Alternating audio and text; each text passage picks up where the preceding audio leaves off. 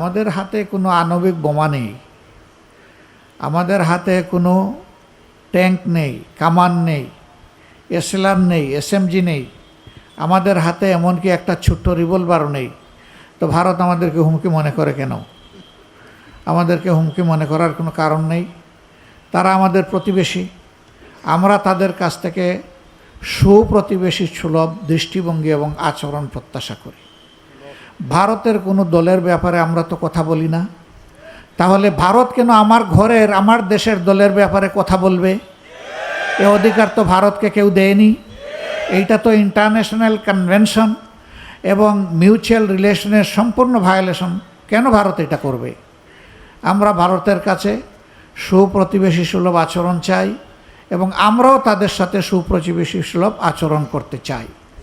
যে সমস্ত বিষয়ে অসমতা রয়েছে আমরা মনে করি সেগুলাকে মিউচুয়াল রেসপেক্ট, পারস্পরিক শ্রদ্ধার ভিত্তিতে সমতায় নিয়ে আসা উচিত। তাহলে বাংলাদেশও ভালো থাকবে, ভারতও ভালো থাকবে। আমার প্রতিবেশী যদি কষ্টে থাকে আমি ভালো থাকবো না, আর আমি যদি কষ্টে থাকি আমার প্রতিবেশী ভালো থাকতে পারবে না। এটা উভয় প্রতিবেশীকে খেয়াল করেই সম্মান দিতে হবে। আমরা ভারতের কাছে সেটাই আশা করি। আর ভারতের অসন্তুষ্টিতে বাংলাদেশের জনগণের কিছু আসে যায় না। অন্তর্বর্তীকালীন সরকারের হাতে অনেকগুলা সংস্কারমূলক কাজ রয়েছে।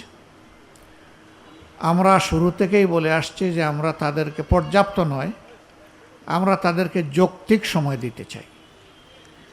এই যৌক্তিকটা জনগণও বুঝে এবং আমার আশা করি যে যারা এখন সরকার পরিচালনা করছেন তারাও বুঝেন। এটা দীর্ঘ হবে না, অতি সংক্ষিপ্ত হবে না। এই সময়ের ভিতরে তাদেরকে প্রয়োজনীয় সংস্কার সাধন করে বাংলাদেশের জন্য একটা অংশগ্রহণমূলক সুষ্ঠু গ্রহণযোগ্য নির্বাচন তারা উপহার দেবেন, যাতে এটাই তাদের কাছে প্রত্যাশা করছে।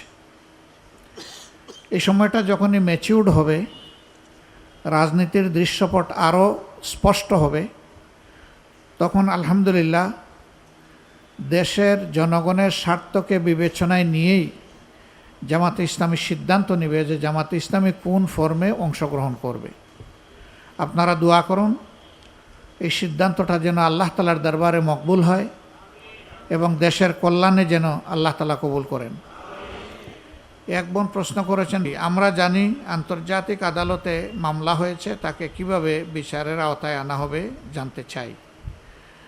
উনি সম্ভবত প্রধানমন্ত্রীর কথাটা সৌজন্যতার খাতিরে বলেন নাই। এ পর্যন্ত তার বিরুদ্ধে 150 শতাধিক মামলা হয়েছে।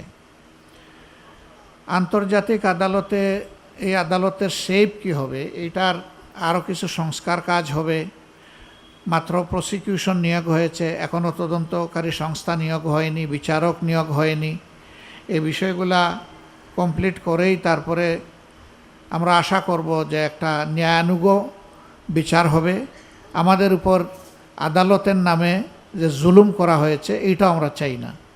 আবার যার যেটা পাওনা সে যেন একেবারে কড়ায় ঘণ্টা হিসাব করে পায়, এটা থেকে যেন মাহরুম না হয় সেটা আমরা চাই।